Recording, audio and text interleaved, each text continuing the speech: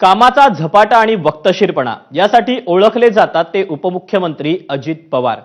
2 दिवसांच्या बीड दौऱ्यानंतर अजित पवार पुण्यात पोहोचले। अजित पवारांनी अगदी पहाटेच पुण्यात चाकणच्या वाहतूक कोंडीची पाहणी केली। यावेळी अधिकाऱ्यांना धारेवर धरत त्यांनी सूचना केल्या। पाहुयात नेमकं काय काय घडलं।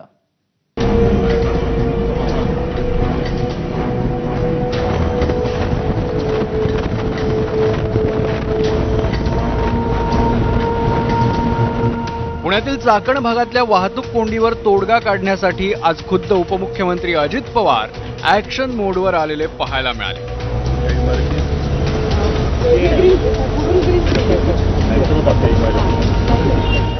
अजित पवारांनी आज भल्या पहाटे चाकण चौकात येऊन पाहणी केली।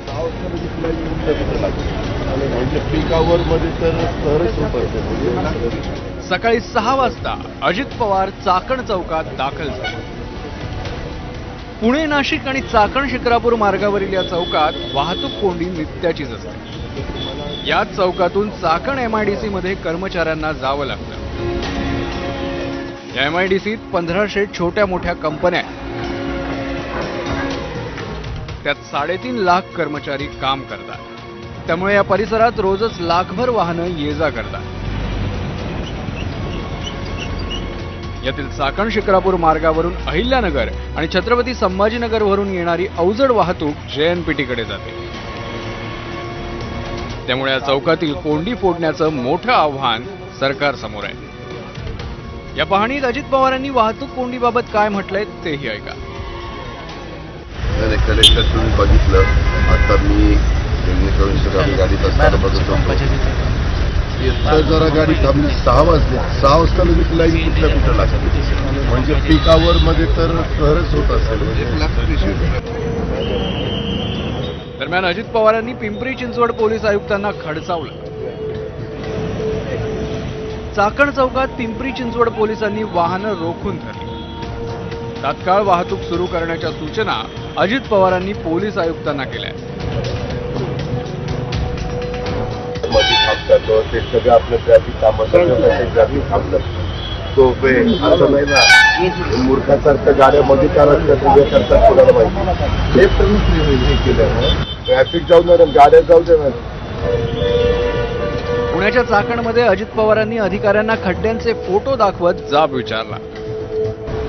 नाही हे बरंच आहे, 2 दिवसात होण्यासारखं नाहीये हे काय, आणि करताना ते नीट केलं पाहिजे। कारण कुठला एखादा पाऊस धोधो पडत असताना ट्रकच्या लक्षात ड्रायव्हरच्या आलं नाही, चाक गेलं की झालं सगळं वाटत हो का, सगळं खचले। अजित पवारांनी फक्त दौरा करू नये, चाकणची वाहतूक कोंडी फोडावी अशी विनंती इथल्या प्रवाशांनी केली आहे। अजित पवारांचा दौरा सुरू असताना चाकण MIDC मध्ये जाणाऱ्या कर्मचाऱ्यांशी आम्ही संवाद साधला। केवळ दौरा नको तर वाहतूक कोंडी फुटावी अशी अपेक्षा सर्वजण व्यक्त करतायत।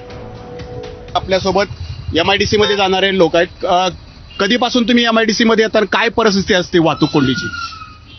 1 वर्ष झालं आम्हाला, रोज येतो। त्यामुळे आम्हाला जाताना काम पण आम्ही उशिरा जातो आणि घरी यायचं म्हणलं तरी आम्हाला 2 तास लागतात।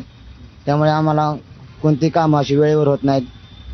त्यामुळे ही परिस्थिती बघून घ्यायला पाहिजे। घरची पण जबाबदारी असते, घरी पण मुलं फॅमिली असतो, घरचे पण काही अर्जंट कामं असतात। त्यांना सगळं टाईमवर व्यवस्थित होण्यासाठी खूप जरुरी आहे ट्रॅफिक वगैरे हे करणं। आडवे कंटेनर राहतंय, ट्रॅफिक इकडून घुसतंय तिकडून घुसतंय, जाम होऊन जातंय। ज्याला कंपनीत आम्ही रोज लेट मार्क होतात। वाहतूक कोंडी म्हणजे रस्त्याची इथं डागडुगाई होते, रस्त्याचे काम नीट होत नाही, रस्त्याचे खड्डे वगैरे व्यवस्थित बुजवले जात नाही, त्यामुळे ट्रॅफिक होते, सिग्नल सुरळीत चालत नाही आणि ट्रॅफिक पोलीस नीट काम करत नाही, ते पोस्टवर हजर राहत नाहीत। आता ही काय माहित, आता दौराचं पुरता राहील की काय येतं, पण त्यांनी उपाययोजना करायला पाहिजे, ग्राउंड लेवलवर काही काम करायला पाहिजे। नुसतं येणे पाहणे आणि दौरे करून काही उपयोग होणार नाही। सगळ्यात घाणेरडी परिस्थिती असते। चाकणचा रोड हा सगळ्यात घाणेरडा रस्ता आहे। रोज आम्हाला इथून आळंदी फाट्यापर्यंत जायला 1 तास लागतो। किती अंतर आहे ते? हे फक्त 2 किलोमीटरचं अंतर आहे। ते 2 किलोमीटर अंतर कट करण्यासाठी 1 तास रोज आमचा टाइमपास होतो। या वाहतूक कोंडीतून आमची कायमची मुक्तता करावी अशी अपेक्षा आता इथल्या कर्मचाऱ्यांनी असेल, स्थानिकांनी असेल किंवा इथून प्रवास करणाऱ्या प्रत्येकांनी अजित पवारांकडून लावून धरलेले आहे। कॅमेरामन विजय राऊत, नाजिमुल्लाह, ABP माझा, चाकण।